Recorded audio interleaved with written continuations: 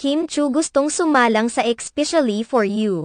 Showtime fam di nasalan na magka-jowa si Kim. Naging laman na naman ng tuksuhan sa kamakailang episode ngayon ng It's Showtime ang kapamilya actress host na si Kim Chu sa segment na Especially For You. Tinutukso ng kanyang mga kasamahang host si Kim Chu na makatagpo na ng panibagong mamahalin. Napag-usapan ni na Vice Ganda at Tiyang Ami Perez sa isang episode ng Especially For You ang pag-alay ng panalangin sa mga bagay na hinihiling. Ayon kay Tiyang Ami na dapat ipinagdadasal ang mga taong gusto. Inamin pa ni Tiyang Ami na mayroon siyang notes noon sa kung ano ang mga gusto niya. Dagdag naman ni Vice Ganda na dapat ay hindi ikinakahiya ang mga bagay na gustong hilingin sa Panginoon. Dito na sumingit si Kim Chu at nagbiro na kaagad namang sinakiyan ng mga kasamahan niyang host. Ayon kay Kim Chu, "Wait lang ha, pray lang ako." Nilapitan naman siya ng kanyang mga It's Showtime hosts at pinag-pray na sana ay dumating na rin ang lalaking para sa kanya. Isa-isa pa nilang niyakap ang aktres at hiniling na sana ay muling sumaya ang puso nito. Hindi naman dito natigil ang pang-aasar ng mga It's Showtime hosts kay Kim Chu.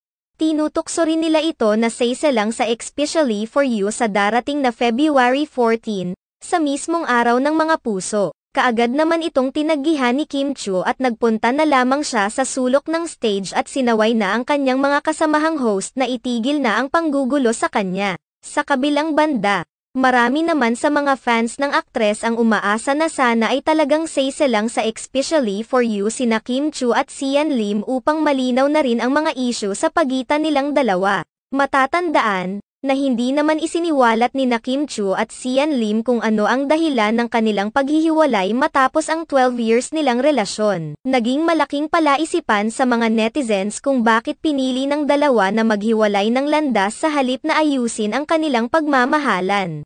Duda naman ang mga netizens na kung sakaling papayag man si Kim Chu na lang siya sa Especially For You. Hindi naman tiyak kung papayag ba si Sian Lim dahil palagi itong umiiwas sa mga usapin kung ang nakaraan na nila ni Kim Chu ang paksa.